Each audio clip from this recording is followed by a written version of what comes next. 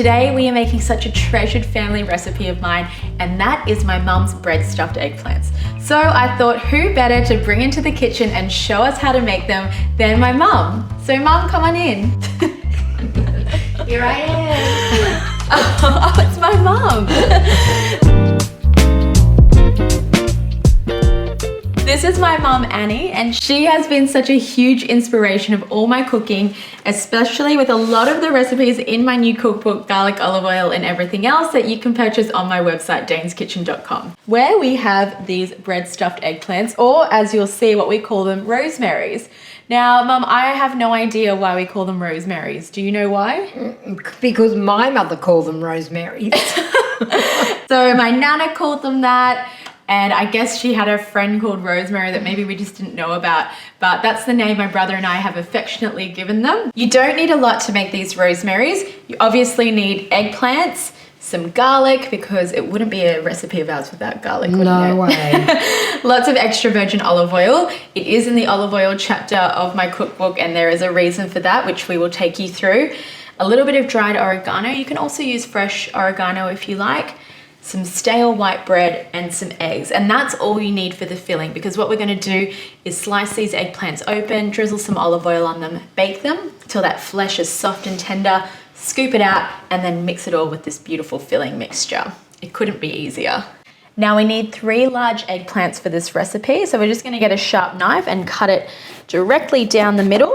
And we like leaving the stems on. It leaves it looks pretty. Look pretty, doesn't it? Yeah. So I've got a pre-lined baking tray here. We've got our oven preheated to 200 degrees. Just get a little bit of extra virgin olive oil and drizzle that over. The eggplant's like a sponge, and it just soaks up the olive oil. And that is the first step. So we're going to pop them in the oven for about 20 minutes until that flesh gets soft and tender, and we're able to scoop it out because we need the flesh for the filling and we need the shells to stuff the filling into.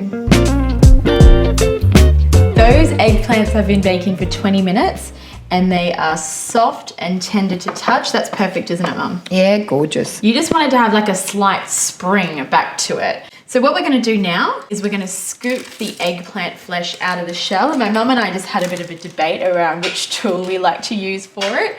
I like the spoon. I like the spoon. I like using a serrated knife because I just think it's a bit easier. Mum's worried it will tear the skin. Mum's going ahead with the spoon. I've got a serrated knife, and what I do is I just follow the border of the eggplant. There you go, there's mine. Oh, maybe Mum's was better. Mm-hmm.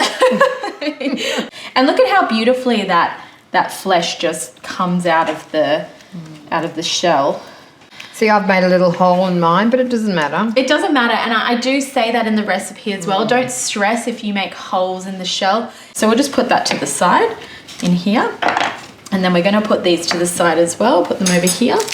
And we're going to repeat that with the remaining eggplant.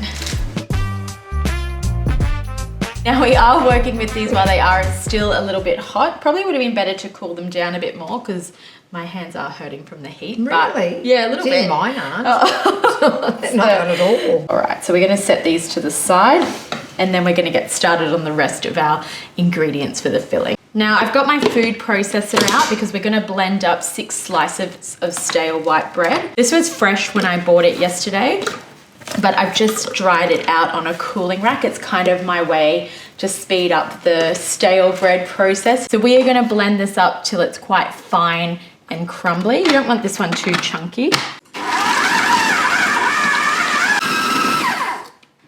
All right, do you think that's good? Yeah, that's good. Yeah, good? Yeah. All right. Now we're going to get a big bowl because this is what we're going to mix all of our filling into. So let's just drop those breadcrumbs in there. Do you think that looks like enough? Yeah, it doesn't matter. It doesn't have to be fine. Yeah, not too fine. I'm just going to set that to the side because we need to crush up 4 garlic cloves. Although these garlic cloves I've got today are just massive. Yeah. How many? Probably just, I'd only do 2. 2? Okay. Yeah. You can put too much garlic in, it overtakes too much. Yeah, sometimes to everyone's shock, garlic can be a little bit overpowering, especially when you're using raw garlic, which is so different to garlic confit that has that soft, mild flavour. Just crush that up. Why don't you crush them in here? Oh yeah, that's probably better. I never like to overfill my garlic crusher well, then it takes a lot of arm Yeah, strength. that one is very hard to crush. We've had this crusher for years in our family, but it's very good. We need a tablespoon of dried oregano. A bit more.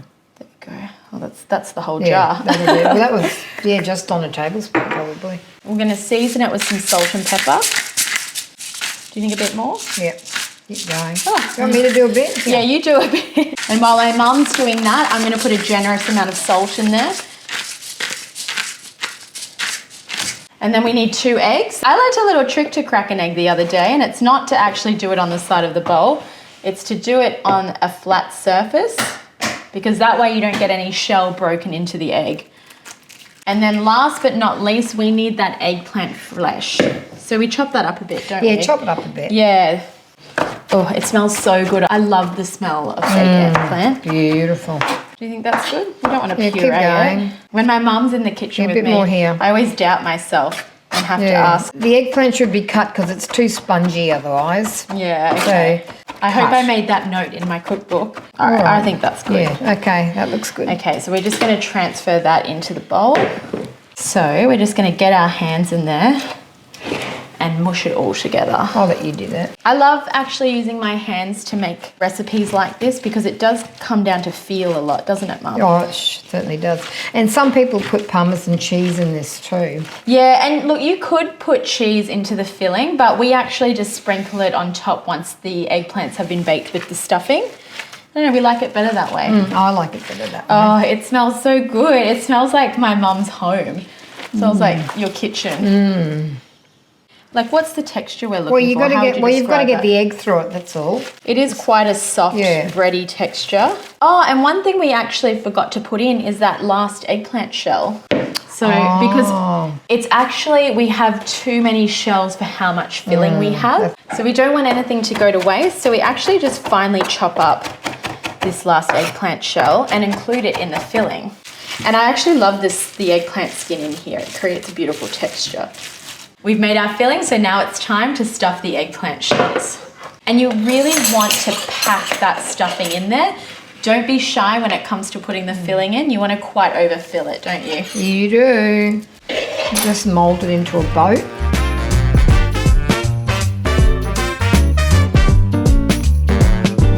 Just don't make them flat. They look nicer. Oh, when they're a bit... Yeah, a little bit rough with you. Here, this. I like this. And look at that. Beautiful. So we're going to pop them onto the baking tray. Now, this is our little family secret, and what makes these baked rosemary eggplants just so special is you get your index finger and you make 3 indents about 3 centimeters deep into each eggplant. And what we're doing is we're creating a little crevice for the olive oil to sit into. And as my mum keeps saying, that eggplant acts as a sponge, so it's going to soak up all of that delicious olive oil and just give it that robust fruity flavour and just bring that flavour to a new heightened level. And see how those little indents are filling up with olive oil? And this is the reason why this recipe is in the olive oil chapter of my cookbook, because it does take quite a lot of olive oil, but this is what makes it extra special. A bit more on this one. A bit more there? Yeah.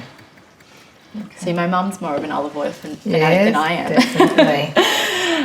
And they are now going to go into the oven for about 40 minutes or until that stuffing is crispy and golden, that olive oil is bubbling away, and those shells have beautifully cooked that filling in there. Tell them what temperature?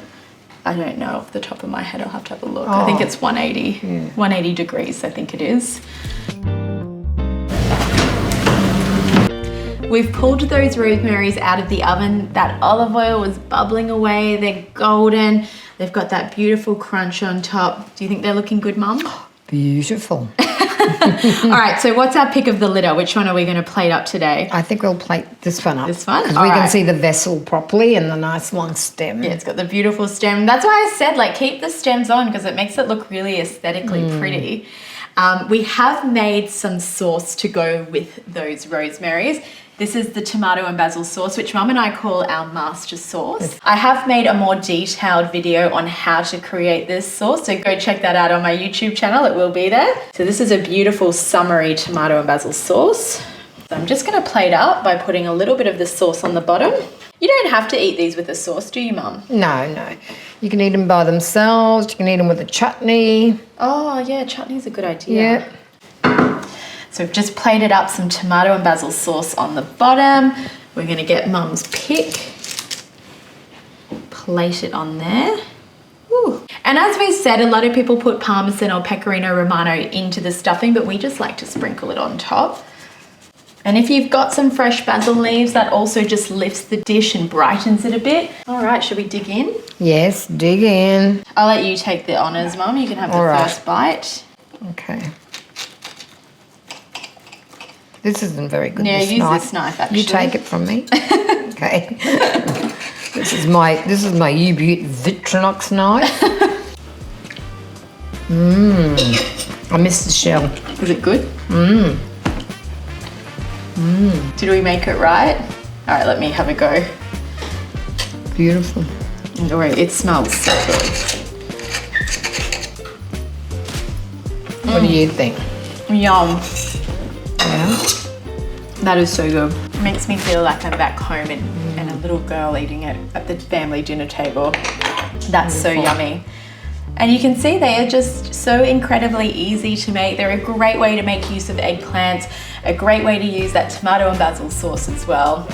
Just the perfect family dish, I think. Beautiful. Very warming. Yeah, they are. They warm the heart. Very warming. If you liked this recipe, please follow, like, and subscribe. And if you create it at home, please tag me in your creations. I absolutely love seeing you make my recipes. You can find this recipe on my website or in my cookbook, Garlic, Olive Oil, and Everything Else, that you can find at daneskitchen.com. Thank you for being here, Mum. Thank you. Bye, guys. Bye.